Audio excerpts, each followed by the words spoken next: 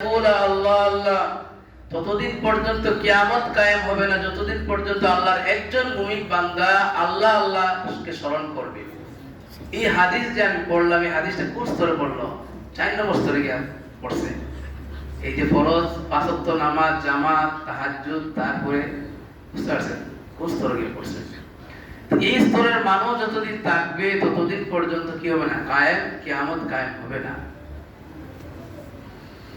তাহলে যে মানুষ সর্বদা আল্লাহকে স্মরণ করে, এই মানুষ যখন নবীজি বলতেছেন ইজা যাকারাল্লাহ খানাসা, যতক্ষণ মানুষ আল্লাহকে স্মরণ করে তখন শয়তান তার থেকে দূরে থাকে।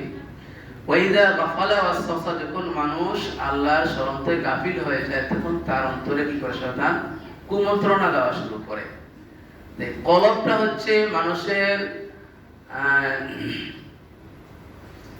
এই যে বাম স্তনের 2 আঙ্গুল নিচে, সেখানে কলবের অবস্থান।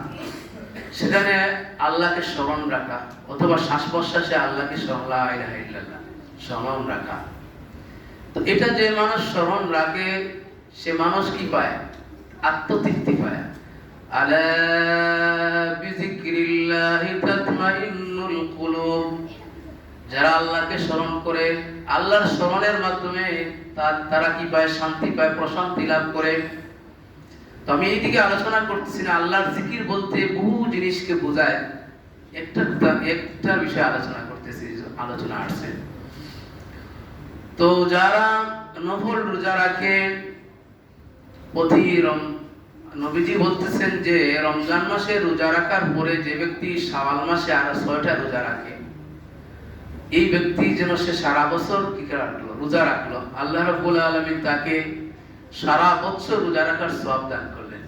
সুবহানাল্লাহ, আলহামদুলিল্লাহ। তো 5 দিন রোজা রাখা নিষেধ, নবীজি নিষেধ করেছেন। 2 ঈদ আর কুরবানি ঈদের আরো পরপর 3 দিন। এই 5 দিন হলো রোজা রাখা নিষিদ্ধ। আর এই 5 দিন পরে আর রমজান শরীফের 1 মাস পরে বাকি যে কোনো দিন আপনি নফল রোজা রাখতে পারবেন। তবে শুধু শুক্রবারকে যদি কেউ বাছাই করে নেয়, শুধু আমি প্রত্যেক শুক্রবারে রোজা রাখবো, তাহলে এটা মাকরু হবে। শুক্রবারও একটা ঈদের দিন, এটাও নবীজি বলছেন ঈদের দিন। তো শুক্রবার যদি একজন মানুষ 3 দিন রোজা রাখতেছে, আইয়ামে বেদ, যেটা নবীজি কি করতেন?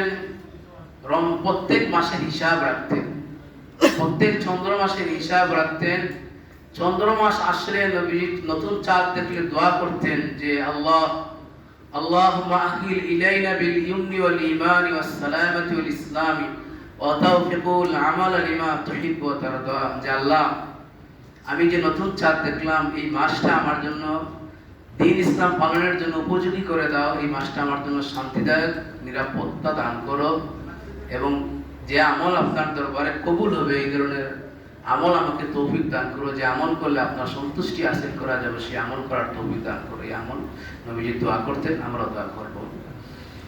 তো নবীজি প্রত্যেক চন্দ্র মাসের 13, 14, 15 এই 3 দিন রোজা রাখতেন। বুখারী শরীফের হাদিস, আর দোয়াটা তিরমিজি শরীফের হাদিস।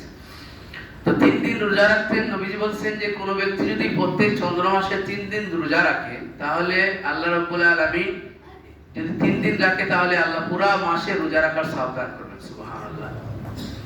এটা হলো নবীর সুন্নাত। তাহলে আমরাও চেষ্টা করব প্রত্যেক চন্দ্র মাসের বেজুর 3 দিনে রোজা রাখার। এই 3 দিনের মধ্যে যদি কোনোদিন শুক্রবার হয়ে যায় তাতে অসুবিধা নাই। বা কেউ যদি কাজা রোজা রাখতেছে, শুক্রবার তার জন্য সুবিধা হয়ে গেছে, তাতে মাকরু নাই। তার তো এটা সময় লাগবে, সুযোগ লাগবে।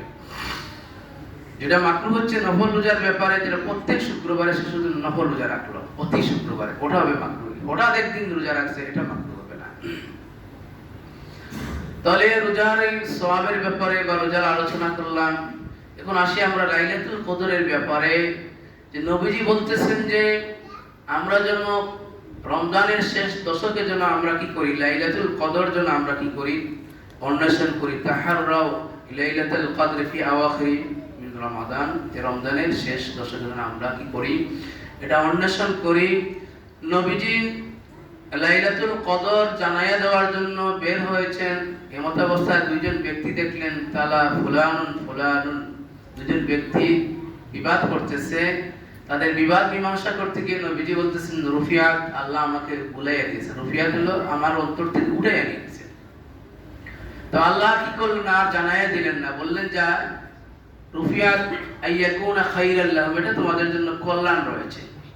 তো লাইলাতুল কদর যে আল্লাহ রাব্বুল আলামিন আল্লাহ তাবারাক ওয়া তাআলা রাসূলের অন্তঃকরণ থেকে উঠাইয়া নিয়েছেন এবং রাসূল বলছেন এটা ভুলে দেওয়ার